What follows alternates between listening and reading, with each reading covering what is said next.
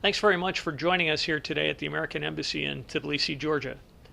Secretary Clinton just delivered to the United States Congress our annual report on human rights around the world. The United States prepares these reports because we believe that the core values of the United States, the right to life, liberty, and the pursuit of happiness, are not an American inheritance, but rather are the birthright of every woman, man, and child in the world. The reports do not compare countries with each other or with the United States. And we recognize that the United States is not perfect, and we have work to do to improve and perfect our own human rights performance. The country report for Georgia reflects a society in transition from a past of occupation and conflict to a future as a full democracy rooted firmly in the values and norms of free societies in Europe and across the Atlantic.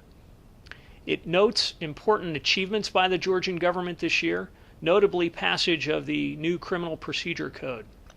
It also highlights a variety of areas where the Georgian government needs to improve its performance to meet international norms.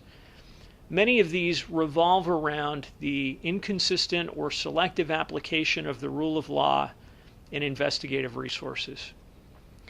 We also note that media freedom declined in Georgia over the last year.